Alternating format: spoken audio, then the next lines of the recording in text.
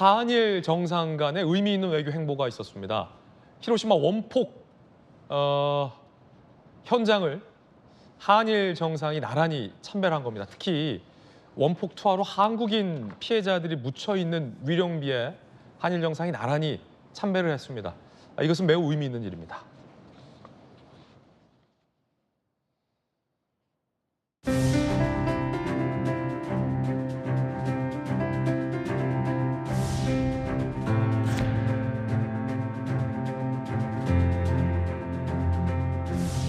한국인 원폭 피해자에 대해 추모의 뜻을 전함과 동시에 평화로운 미래를 준비하기 위한 우리 총리님의 용기 있는 행동으로 기억될 것입니다.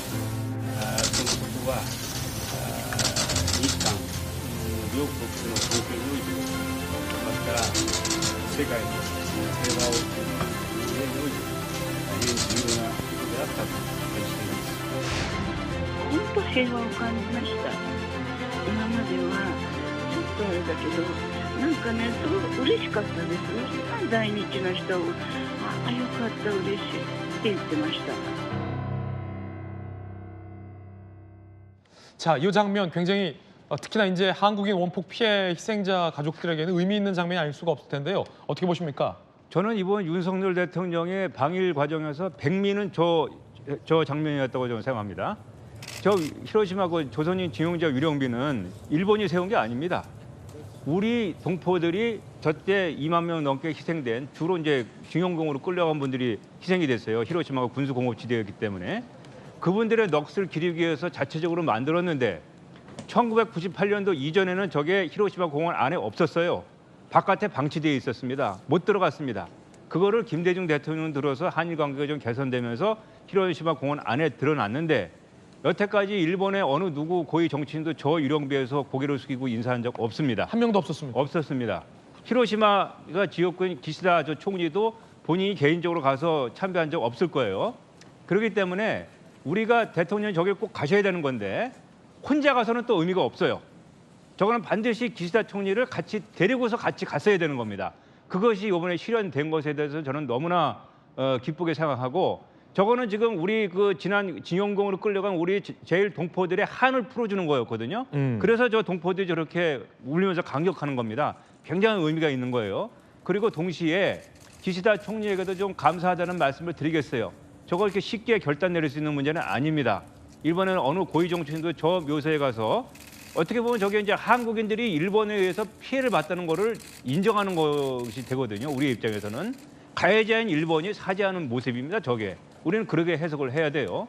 그렇기 때문에 기시다 총리로서도 쉽지 않은 결정이었을 텐데 저렇게 두 분이 고개 숙여서 인사하고 참배한 것 자체가 바로 그 한일 관계가 그만큼 진전되었다라는 것을 다시 한번 상징적으로 보여주는 것이고 저는 저 장면은 역사적으로는 남을 중요한 장면이라고 생각합니다. 지난번 한일 정상회담 때 기시다 총리의 강제징용 피해자들에 대한 사과와 유감의 메시지도 있었고 이어서 강제징용 피해자들이 원폭 투하로 희생된 이 위령비에 한일 정상이 나란히 고개를 숙여 참배하는 모습까지 나온 겁니다. 이 모습을 이 원폭 피해 유가족들이 가장 뜻깊게 봤을 것 같습니다. 들어보시죠, 이야기.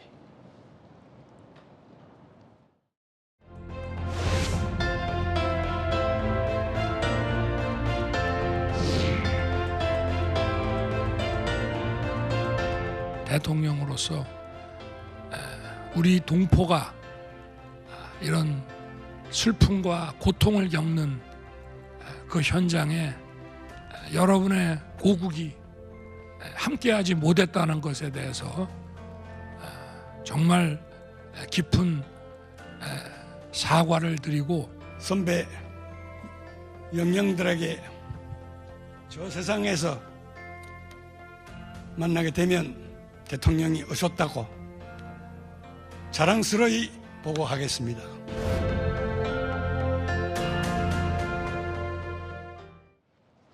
윤 대통령이 고국이 그간 함께하지 못했던 것에 대해서 사과를 한다라고 사과를 한 첫 대통령이 됐군요. 그런가 하면 윤석열 대통령과 우크라이나 젤렌스키 대통령도 정상회담을 가졌습니다. 32분간 정상회담이 진행됐습니다. 우크라이나 측 요청으로 성사가 됐고요. 젤렌스키 대통령은요, 인도주의적, 비살상적 지원에 감사한다. 앞으로도 지속적 협력을 기대한다라고 대한민국에게 고마움을 나타냈습니다. 어떻게 보십니까, 의원님? 예, 일단 우리가 뭐 우크라이나 문제 가지고 국내적으로도 논란이 있었는데 저렇게 정상회담을 통해서 우크라이나 젤렌스키 대통령으로부터 직접적으로 대한민국에 감사하다는 그 말씀을 이제 끌어낸 것이 상당히 중요하다고 보고요. 지금 그 젤렌스키 대통령 말대로 인도주의적 비살상 무기에 대한 지원이라고 본인이 분명히 규정을 했지 않습니까? 그 얘기는 우리 정부가 기존의 결정대로 살상 무기를 쉽게 이제 우크라이나로 반출하지는 않겠다는 그런 그 양국 간의 어떤 합의가 있었던 것 같고요. 최근에 이제 젤렌스키 대통령 그 부인이 방문해서 또 우리 정부 관계자들하고도 얘기를 나눴고 해서 어쨌든 우크라이나는 힘에 의해서 불법적으로 침략을 당한 나라고 대한민국은 그 과거에 1950년대에 북한에 의해서 힘에 의해서 그 현상 변경을 북한이 시도했던 그 피해자가 대한민국 아닙니까? 그렇기 때문에 우리는 당연히 우리가 도울 수 있는 만큼 그 우크라이나에 대해서 적극적으로 지원을 하는 게 맞다고 봅니다. 관련된 이야기 전문가와 함께 이야기 나눠봤습니다.